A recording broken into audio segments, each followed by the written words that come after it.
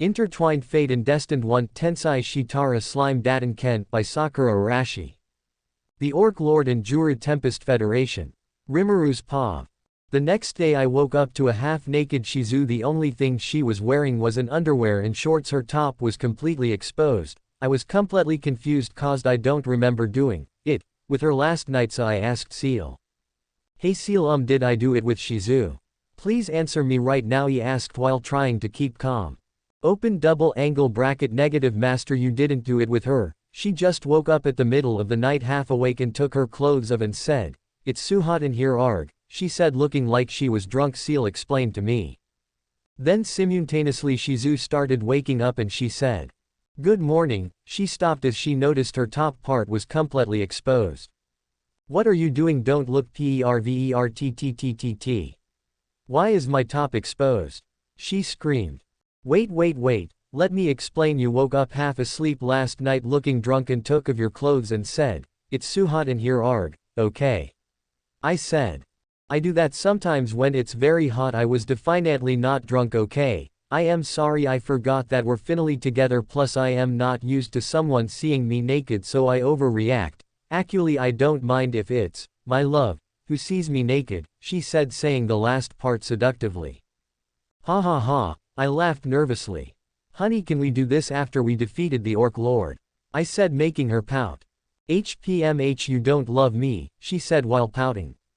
Honey, I love you very much, but now isn't the time, you know. I told her. HMPH, okay fine, but you better do something special to make it up to me, okay? She said, geez, when did she become such a needy girl? But I am not gonna lie, it's making me more in love with her, I was thinking. I promise, okay, now let's get ready for today. By the way, what are we eating for breakfast? I asked. I'm gonna try and cook a Japanese meal for us today, she said excitedly. Really? I can't wait then, I replied. Then after dressing up and getting ready I saw Shizu and Shuna making food together. They sure have gotten closer over time, huh? I thought to myself. After eating breakfast and preparing to head out, we finally started heading towards the marshland. With me was Benimaru and co-exec for Shuna along with Shizu, Ranga and a group of goblin riders. Right now I believe Sui should be negotiating with the chief of the lizardmen, so we better hurry up before Gabiru does his little coup d'etat. If you're asking how do I know this, it's because Seal told me. Yep, she is definitely too smart. Lizardmen's POV. As I was sitting on my throne waiting for a miracle to happen and save us, suddenly one of my guard went running in and reported. Chief, there's an intruder and he wants to talk to you, he said, slightly panicking. But then I started feeling an ominous aura. Do you feel that aura? I asked my daughter that was right next to me. Yes, I don't think even if all of the lizardmen surround him we still wouldn't stand chance against this being, she replied. Let him in, I don't feel any killing intent from him, but let's be cautious, I said confidently, but inside I was shaking. Then a being with blue hair and one horn came into view. He wore a white scarf on top of a blue ninja clothes. Sorry, but I can't spare any hospitality right now, I said, trying to greet him. There's no need for such things, as I am just a messenger of the great Rimuru, he said. I was shocked to hear someone as strong as him is just a messenger. And who is this Rimuru? So who is this Rimuru you speak of, and what is the message he wants to deliver, and are you an ogre? I asked, hoping he would answer. No, I am a Kijin who evolves from an ogre, and Rimuru-sama, after getting a personal request from the Dryad, swore to defeat the Orc Lord, and he asked me to form an alliance with you, he replied. What? The caretakers of the forest tasked him to personally defeat the Orc Lord, also he was a Kijin. I couldn't hide my surprise. Then I don't think he's an evil being if that's the case, but just in case I want to meet him first before agreeing. HPMH, who is this Rimuru guy? He probably got desperate and asked us for help. He's just compared weak to us lizard me. Before he could finish there was a steel thread around his neck. Blood started dripping down and the thread started burying itself deeper and deeper in the neck until I managed to stop him. Stop, and sorry for the rudeness of my comrade. If I had been a moment slower his head would have been cut off in an instant. I am sorry, but I can't tolerate it when my master is being insulted, he said, sounding a bit irritated. Okay, before I agree to this alliance I'd like to see him first and meet him face to face, I said. Okay, don't worry, he will come here in 3 days. Also stay in the defensive since they have a skill called starve. What it does is they eat their enemies and get stronger by getting their attributes, so stay defensive and wait for us, Sue said. This is why we don't charge in recklessly. My son needs to learn this lesson, I said to myself. 3 days later my son arrived back at home. When he entered the throne room I asked him, "Welcome back my son, so how did recruiting the goblins go?" I asked. "Yes father, they're waiting outside ready for battle," he replied. Then he continued and said, "But why are we the proud lizard men just standing here in defensive positions?" He asked with an annoyed tone. "We've got powerful allies that will arrive here soon, so we need to wait for them to arrive for us to achieve the best result for us," I replied. "You've grown old father." Then he snapped his fingers. Then suddenly a bunch of lizard men arrived pointing their weapon at me. It was a coup d'etat. I can't believe it, my own son. "What is the meaning of this?" I said. "You've grown old father, I don't see you fit to lead us anymore," he replied. "His arrogance will lead us to destruction," I said to myself. "Brother, stop this at once," my daughter said, looking very angry. "Don't worry, I don't mean to her." Before he finished a group of monster arrived. "Oh thank God they arrived in time," I said to myself. "Cease the coup d'etat if you don't wish to be hurt," a red Kijin said. "Tisk, who do you think you are to challenge us, the great Lizer?" Before he could finish the red Kijin dashed towards Gabaru, but before Gabaru could react he was punched in the stomach, knocking him down in one hit. "You're annoying and you talk too much," the red Kijin said. "Now surrender if you don't want to die," he said. Seeing Gabaru get knocked out with one punch made the others surrender. After that he started to introduce themselves. "I am Benimaru, the general of the Tempest Army and subordinate of the great Rimuru," he said. "I am Hikuro, subordinate of Rimuru-sama," a white old Kijin said. "I am Shion, the secretary of the great Rimuru," a purple Kijin said. "And I am sure you've met Sue already," a mysterious voice said. "I am Rimuru, Tempest leader of all of them," the voice said. Then a beautiful person appeared. He had gold shining eyes that seems to be able to see all, and long silver platinum blue hair with pale white skin. "I am Shizu Izawa, the second leader of them," the girl said. She looked pretty similar but with black hair. "So do you want to have an alliance against the Orc Lord?" he asked. "I would be honored to," I replied, slightly lowering myself. "Wait, I know you, you're the one who rejected us when we came to your place," my son said. "What? Is this true?" I asked in surprise. "It is, but what he asked us was to serve under him, not to work as equals, so we declined," he explained. "Gabaru, your arrogance could have killed you," I said, looking angry. "Well, anyways, let us deal with them. You guys just stay here, but we would like Gabaru to join us against the Orc Lord," he said. "Why does he need to join you?" I asked, thinking they might kill him. "For him to learn his not very strong, as well as for him to redeem himself," he said. "Ah, I see. Well then I accept, as it is most beneficial for us," I said. After that talk they finally headed out to face the orcs. "We've been saved thanks to that being," I told myself. Rimuru's paw. After talking with the chief and making an alliance and a plan, we decided to fight them on our own, but Gabaru will also join us so he can learn his nothing compared to the Orc Lord. Open double angle bracket master. I've detected 5 beings who's currently watching the battle, Seal reported. "What? Who are they?" I asked. Open double angle bracket. "It is Clayman, Carrion, Frey, Gelmond and Milam," Navasil said. "Ah, I see, but what is Milam doing with them? Can you please explain to May?" asked her. Open double angle bracket. "It seems the 4-demon lord was the one who made the Orc Lord as a puppet and Gelmond is the subordinate of Clayman," Seal explained. "Ah, I see, so what actions do you think we should do?" I asked her. Open double angle bracket. "We should continue as planned, but let's give them a show, but let's not show your strength too much." Keel explained the plan to me. Okay, it sounds good to me," replied. Then we proceeded with Ciel's plan.